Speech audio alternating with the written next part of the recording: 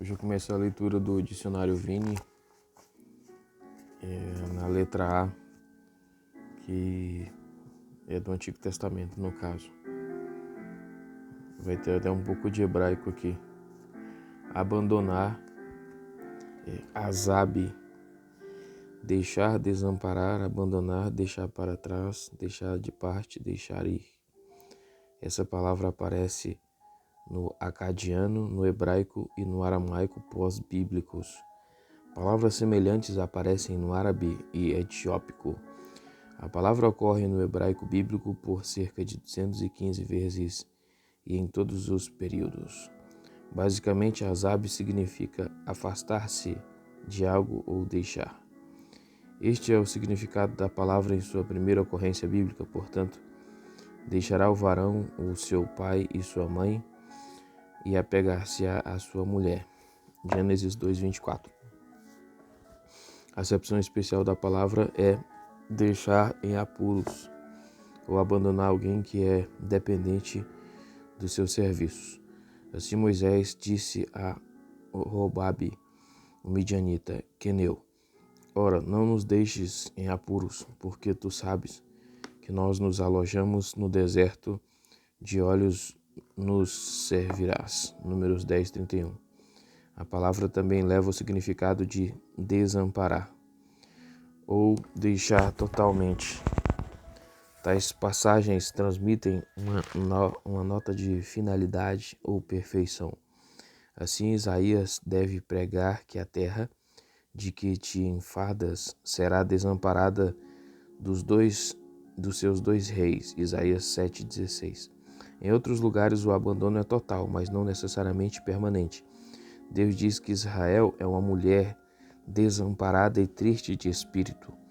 Por um pequeno momento te deixei, mas com grande misericórdia te recolherei. Isaías 54, 6-7. No acadiano, esta palavra em sentido técnico de abandonado, completa e permanentemente ou divorciado. Isaías emprega este sentido em Isaías 62:4. Nunca mais te chamarão desamparada, mas chamar-te-ão Efzibá, meu prazer está nela.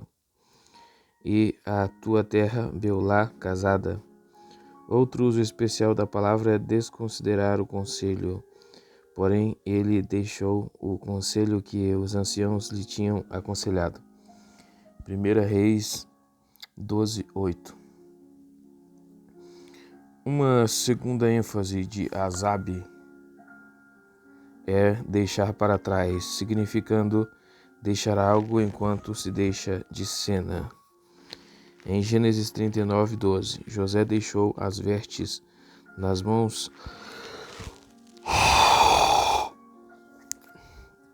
da esposa de Potifar e fugiu. A palavra também se refere a intencionalmente entregar as possessões à confiança de outrem ou deixar algo no controle de outrem. Potifar e deixou tudo o que tinha na mão de José. Gênesis 39:6. Em acepção é um pouco diferente. A palavra significa deixar alguém ou algo sozinho com um problema. Se vires o jumento daquele que te aborrece deitado debaixo da sua carga, deixarás, pois, de ajudá-lo? Certamente o ajudarás. Êxodos 23:5. Usado figurativamente, azab quer dizer por distância, entre, em sentido espiritual ou intelectual. Deixa a ira e abandona o furor. Salmos 37:8. A terceira ênfase da palavra é deixar de parte ou tirar o máximo de algo e deixar o resto para trás. Semelhantemente, não rabiscarás a tua vinha, nem colherás os bagos caídos da tua vinha. Deixá-los-ás ao pobre e ao estrangeiro. Eu sou o Senhor, vosso Deus. Levítico 19:10. Finalmente, azab significa deixar ir ou permitir ir embora. Os loucos brutos são os que não fazem provisão para o futuro. Eles morrem deixando permitindo ir embora suas riquezas para os outros. Salmos 49:10. A acepção diferente ocorre em Ruth 2,16, onde o verbo quer dizer deixar algo no chão. O termo azab também significa desistir. O que ocorre às suas o que encobre as suas transgressões nunca prosperará, mas o que as confessa e deixa alcançará misericórdia. Provérbios 28:13. E a palavra significa libertar, como em 2 Crônicas 28:14. Então os homens armados deixaram os presos e o despojo diante dos maiorais e de toda a congregação. O termo azab significa deixar ir ou fazer ir embora. Relativo ao mal, Zofar comenta: o iníquo o não deixe antes, o retenha no seu paladar. Jó 20:13. O termo azab significa permitir alguém fazer algo, como em 2 Crônicas 32:31, onde Deus o desamparou, Ezequias, para tentá-lo, para saber tudo o que havia no seu coração.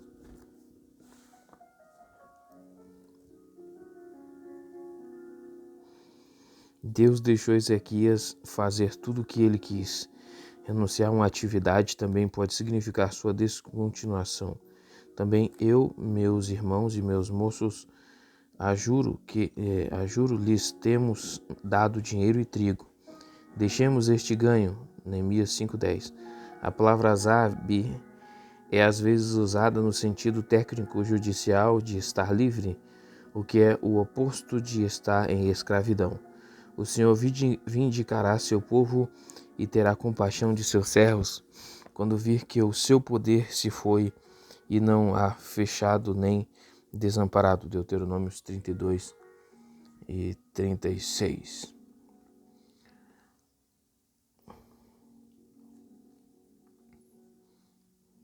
Abençoar é barak.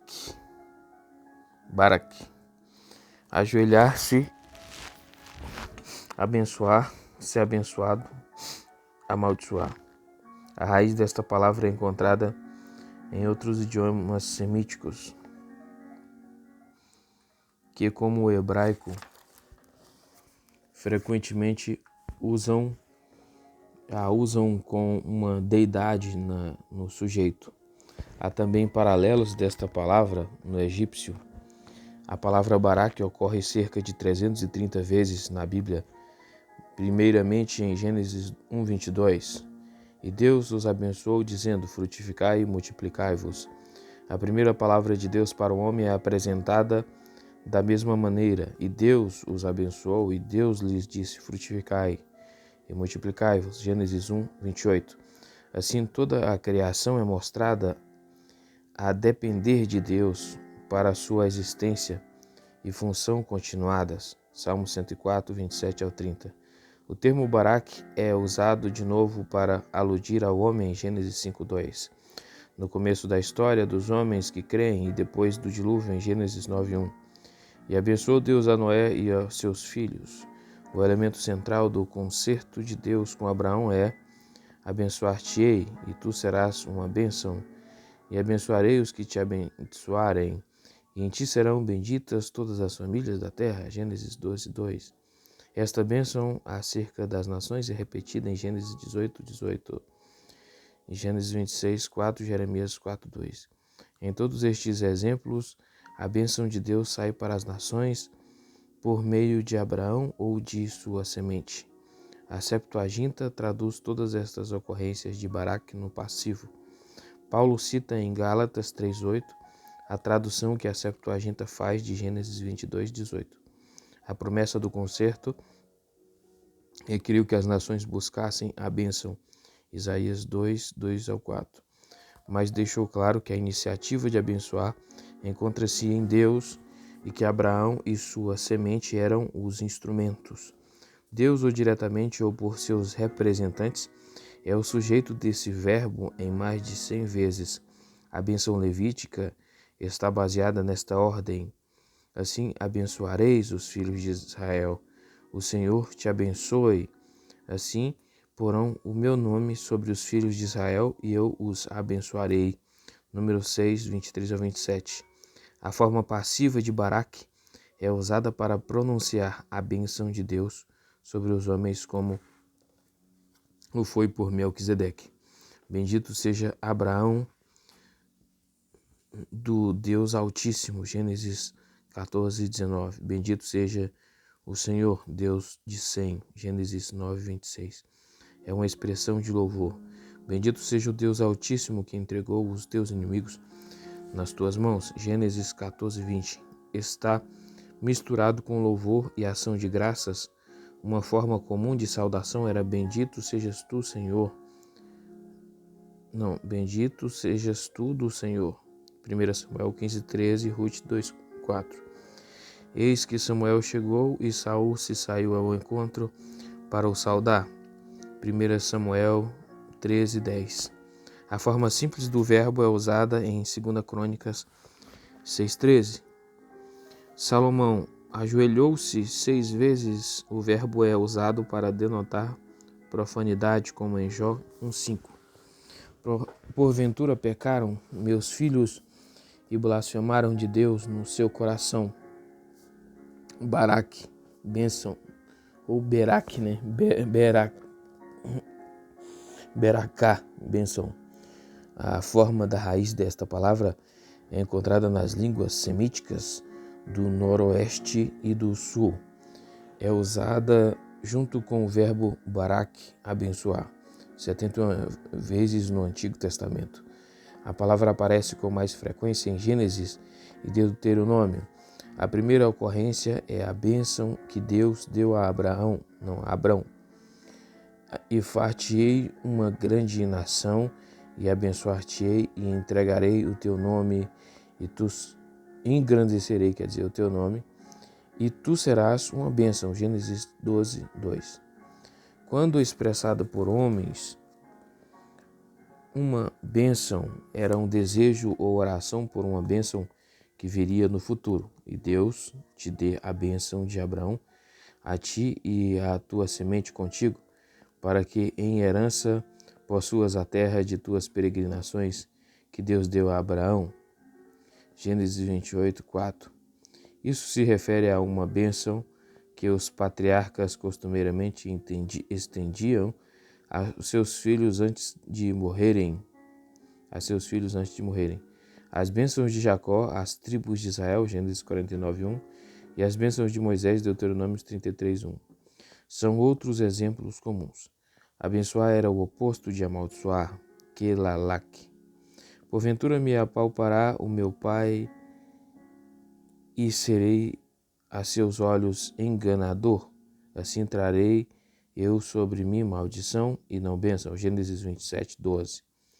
A bênção também poderia ser apresentada mais concretamente na forma de presente. Por exemplo, toma, peço-te a minha bênção que te foi trazida, porque Deus graciosamente me tem dado, e porque tenho de tudo, e estou com ele até que a tomou. Gênesis 33, 11. Quando uma bênção era dirigida a Deus, tratava-se de uma palavra de louvor e ação de graças, como em levantai-vos, bendizei ao Senhor vosso Deus, de eternidade em eternidade. Ora, bendigam o nome de sua glória, que está levantado sobre toda bênção e louvor. Neemias 9, 5. A bênção do Senhor jaz sobre os que lhe são fiéis. A bênção quando ouvirdes os mandamentos do Senhor vosso Deus, que hoje vos mando. Deuteronômio 11, 27. Sua bênção traz justiça. Salmos 24, 5. Vida. Salmos 133, 3. Prosperidade. 2 Samuel 7, 29. E salvação. Salmos 3, 8. A bênção é retratada como chuva ou orvalho, e a elas e aos lugares ao redor do teu outeiro eu porei por bênção, e farei descer a chuva a seu tempo. Chuvas de bênção serão. Ezequiel 34, 26.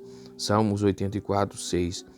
Na comunhão dos santos o Senhor ordena a sua bênção. É como o orvalho do Hermon, que desce sobre os montes de Sião, porque ali o Senhor ordena a bênção e a vida para sempre. Salmo 133, 3. Em alguns casos, o Senhor fez com que pessoas fossem uma bênção para outras.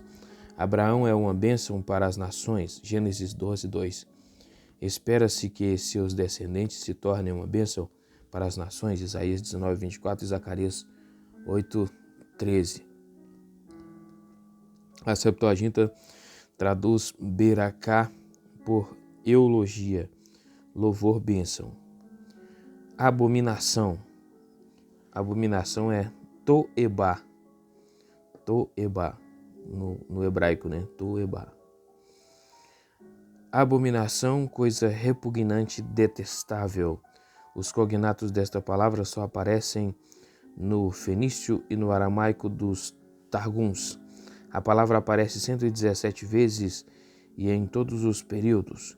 Primeiro, toebá define algo ou alguém como essencialmente único no sentido de ser perigoso, sinistro e repulsivo a outro indivíduo. Este significado aparece em Gênesis 43, 32. Primeira ocorrência: os egípcios não podem comer pão com os hebreus, porquanto é abominação para os egípcios. Para os egípcios, comer pão com os estrangeiros era repulsivo por causa de suas diferenças culturais ou sociais. Gênesis 46, 34 e Salmos 88, 8. Outra ilustração clara deste essencial conflito de disposição aparece em Provérbios 29 e 27. Abominação é para os justos o homem iníquo, e abominação é para o ímpio o de retos caminhos. Quando usado com referência a Deus, esta acepção da palavra descreve pessoas, coisas, atos, relações e características que lhe são detestáveis, porque são contrárias à sua natureza. Coisas relacionadas com a morte e idolatria são repugnantes a Deus. Nenhuma abominação comereis, Deuteronômio 14, 3. Pessoas com hábitos repugnantes a Deus lhe são detestáveis. Não haverá trajo de homem na mulher, e não vestirá o homem veste de mulher, porque qualquer que faz isso, abominação é ao Senhor teu Deus. Deuteronômio 22, 5. Diretamente oposto a toebá estão as reações como contentamento e amor. Provérbios 15, 8 e 9. Segundo toebá, é usado em alguns contextos para descrever as práticas e objetos pagãos. As imagens de escultura de seus deuses queimarás a fogo da prata e o ouro que estão sobre elas. Não cobiçarás nem os tomarás para ti, para que te não enlaces neles, pois abominação são ao Senhor teu Deus. Não meterás, pois, abominação em tua casa. Deuteronômio 7, 25 e 26. Em outros contextos, toebá descreve os repetidos fracassos em observar os regulamentos divinos, porque multiplicastes as vossas maldades mais do que as nações que estão ao redor de vós. Nos meus estatutos não andastes, nem fizestes os meus juízos, nem ainda procedestes segundo os juízos das nações que estão ao redor de vós, por causa de todas as tuas abominações. Ezequiel 5, 7, 9. A palavra toebá retrata as práticas pagãs de culto, como em Deuteronômio 12, 31, ou as pessoas que cometem tais práticas, pois todo aquele que faz tal coisa é abominação ao Senhor. E por estas abominações, o Senhor teu Deus as lança fora de diante de ti. Deuteronômio 18, 12. Se os israelitas são culpados de tal idolatria, seu destino será pior que o exílio, morte, por apedrejamento. Deuteronômio 17, 2 ao 5. Terceiro, toebá é usado na esfera da jurisprudência e das relações familiares ou tribais. Certos atos ou características são destrutivos da harmonia societária e familiar. Tais coisas e pessoas que as fazem são descritas da palavra toebá. Estas 6 coisas aborrece o Senhor, e a 7ª sua alma abomina: olhos altivos e língua mentirosa, e mãos que derramam sangue inocente, e coração que maquina pensamentos viciosos, e pés que se apressam a correr para o mal, e testemunha falsa que profere mentiras, e o que semeia contenda entre irmãos. Provérbios 6, 16, 19. Deus diz: o pensamento do tolo é pecado, e é abominável aos homens o escarnecedor. Provérbios 24, 9. Porque ele espalha sua amargura entre o povo de Deus, rompendo a unidade e a harmonia. Ta'ab, detestar, tratar como detestável, fazer com que seja uma abominação, um ato abominável. Este verbo ocorre 21 vezes e a primeira ocorrência está em Deuteronômio 7:26. Não meterás, pois, abominação em tua casa. Acabar. No hebraico, acabar é tamam. Completar, acabar, aperfeiçoar, gastar, ser sincero, ter integridade. Encontrada no hebraico antigo e moderno, esta palavra também existe no ugarítico antigo. O verbo tamam é achado aproximadamente 60 vezes no Antigo Testamento. Hebraico em suas formas verbais. O significado básico desta palavra é completar ou acabar com nada mais a esperar ou desejar. Quando foi dito que a obra do templo acabou, 1 Reis 6:22 significava que o templo estava completo, com mais nada a acrescentar. Semelhantemente, quando é feita a anotação em Jó 31:40, acabaram-se as palavras de Jó, indica que o ciclo das falas de Jó está completo. A palavra tamam é às vezes usada para expressar o fato de que algo está completo ou se acabou com respeito à sua provisão. Assim, o dinheiro que foi todo gasto se acabou. Gênesis 47:15. Jeremias diariamente recebeu pão até que se acabou todo o pão da cidade. Jeremias 37:21. Quando um povo chegava a um fim completo, Números 14:35, significava que ele foi consumido ou completamente destruído. Por termo, a imundícia dos povos. Ezequiel 22:15. Significa por um fim ou destruí-los. Por vezes, tamam expressa sinceridade moral e ética. Então serei sincero. Salmos 19:13. Diz o salmista quando Deus lhe ajudar a guardar a lei de Deus. Perfeito. Quando a forma adjetival, é usada para descrever Jó 1:1. O significado não é que ele era realmente perfeito no sentido pleno da palavra, mas antes que ele era inocente ou tinha integridade. Aceitar, razão é contestar, contentar, arrasar. Contentar, gostar, agradar, ter prazer, aceitar favoravelmente, satisfazer. Este é um termo comum no hebraico bíblico e moderno. Encontra-se aproximadamente 60 vezes no texto do Antigo Testamento, sendo uma das suas primeiras ocorrências em Gênesis 33:10. E tomaste contentamento em mim. Quando razá expressa Deus, ter prazer em alguém é frequentemente ser traduzido por comprazer, agradar, o que parece refletir um senso de maior prazer. O meu eleito, em quem se compraz a minha alma. Isaías 42:1. Porquanto te agradastes deles. Salmos 44:3. Esta acepção também está refletida em Provérbios 3:12, onde Razá é comparado com Ahab, amar, porque o Senhor repreende aquele a quem ama, assim como o pai ao filho a quem quer bem. Por outro lado, quando a pessoa tem de satisfazer certa exigência para merecer Razá, parece mais lógico traduzir por agradar, por exemplo, agradar-se-á o Senhor de milhares de carneiros, Miqueias 6, 7. Holocaustos e ofertas de manjares não me agradarei delas. Amós 5, 22. A palavra razá é usada no sentido de pagar ou satisfazer uma dívida, sobretudo quando diz respeito à terra ficar de pouso nos anos sabáticos. Então a terra folgará nos seus sábados, todos os dias da sua assolação.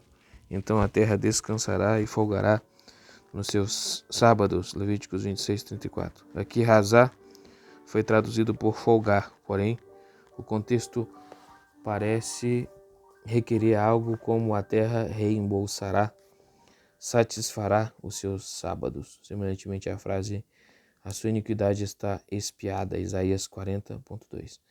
Tem de significar a iniquidade foi paga ou o seu castigo foi aceito como satisfatório. Acender, or. Em hebraico é or, acender, or.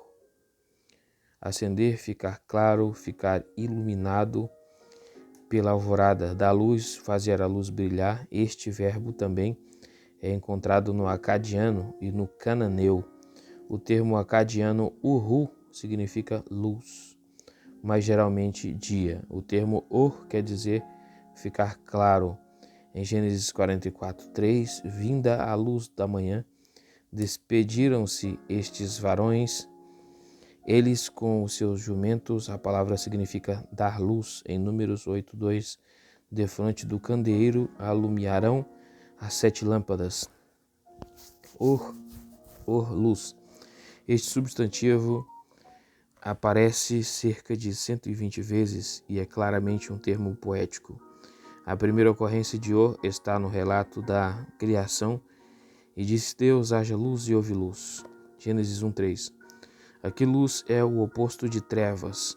A oposição de luz e trevas não é um fenômeno singular. Ocorre com frequência como dispositivo literário. Ai dos que ao mal chamam bem e ao bem mal, que fazem da escuridade luz e da luz escuridade, e fazem do amargo doce e do doce amargo. Isaías 5:20. E bramarão contra eles naquele dia como o bramido do mar. E se alguém olhar para a terra, eis que só haverá trevas e ânsia, e a luz se escurecerá em suas assolações. Isaías 5:30. No hebraico, vários antônimos de or são usados em construções paralelas. O povo que andava em trevas viu uma grande luz, e sobre os que habitavam na região da sombra de morte, resplandeceu a luz. Isaías 9:2. O significado básico de or é luz do dia. Gênesis 1:3. Na mente hebraica, o dia começava ao nascimento do sol, e será como a luz da manhã, quando sai o sol, da manhã sem nuvens, quando pelo seu resplendor e pela chuva a erva brota da terra. 2 Samuel 23:4. A luz dada pelos corpos celestes também era conhecida por or, e será a luz da lua como a luz do sol, e a luz do sol 7 vezes maior como a luz de 7 dias. No dia em que o Senhor ligar a quebradura do seu povo e curar a chaga de sua ferida. Isaías 30:26. No uso metafórico, or significa sobre a morte, pois tu livraste a minha alma da morte, como também os meus pés de tropeçarem, para que eu ande diante de Deus na luz dos viventes. Salmo 56:13. Andar na luz do rosto de um superior. Provérbios 16, 15. Ou de Deus, Salmos 89, 15. É a expressão de vida alegre e abençoada, na qual a qualidade de vida é realçada. O crente está seguro da luz de Deus, mesmo em períodos de dificuldade. Ó inimiga minha, não te alegres a meu respeito, ainda que eu tenha caído, levantar-me-ei. Se morar nas trevas, o Senhor será minha luz. Miqueias 7, 8 e Salmos 23, 4. Na Septuaginta, Or tem muitas traduções, das quais Fos, que é luz, é o mais frequente. O significado Or, o substantivo Or significa brilho, clarão. Esta palavra ocorre raramente uma vez em Isaías 50, 11. Todos vós que acendeis fogo e vos cingis com faíscas, andai entre as labaredas, do vosso fogo, e entre as faíscas que acendestes, isto vos vem da minha mão, e em tormentos jazereis. O termo orá se refere à luz. Este substantivo significa luz no Salmo 139, 12. Nem ainda as trevas me escondem de ti, mas a noite resplandece como o dia. As trevas e a luz são para ti a mesma coisa. O termo Maor também quer dizer luz. Este substantivo aparece cerca de 20 vezes. A palavra Maor ocorre mais de uma vez em Gênesis 1,16. E fez Deus os dois grandes luminares, o luminar maior para governar o dia e o luminar menor para governar a noite, e fez as estrelas. Achar, mazá. Achar, encontrar, obter. Esta palavra é encontrada em todos os ramos dos idiomas semíticos, incluindo o aramaico bíblico, em todos os períodos. É atestado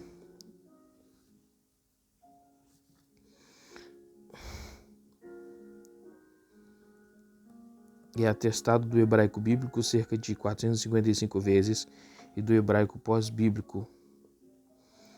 É aí no hebraico pós-bíblico. O termo mazá se refere a achar alguém ou algo que foi perdido ou extraviado, ou achar onde ele está.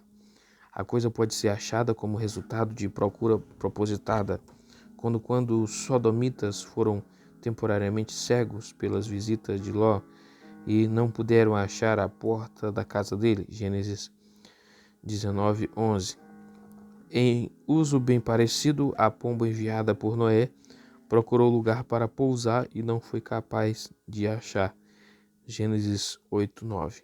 Em outras ocasiões, a localização de algo ou de alguém pode ser achada sem procura intencional, como quando Caim disse: "Quem me achar?" Gênesis 4:14. O termo mazá conota não só achar uma pessoa em certo local, mas achar em sentido abstrato. Esta ideia é demonstrada claramente em Gênesis 6:8. Noé, porém, achou graça aos olhos do Senhor. Ele achou, recebeu algo que não buscou. Este sentido também inclui achar, algo que se buscou em sentido espiritual ou mental. A minha mão tinha alcançado muito. Jó 31:25. Labão fala para Jacó: se agora tenho achado graça aos seus olhos. Fica comigo.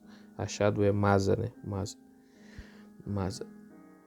Gênesis 30:27. Labão está pedindo a Jacó por um favor que ele está buscando em sentido abstrato. A palavra Masa também pode significar descobrir. Deus falou para Abraão: se eu em Sodoma achar 50 justos dentro da cidade, pouparei todo o lugar por amor deles. Gênesis 18:26. Esta mesma ênfase aparece na primeira ocorrência bíblica da palavra, mas para o homem não se achava adjuntora que estivesse como diante dele, Gênesis 2:20.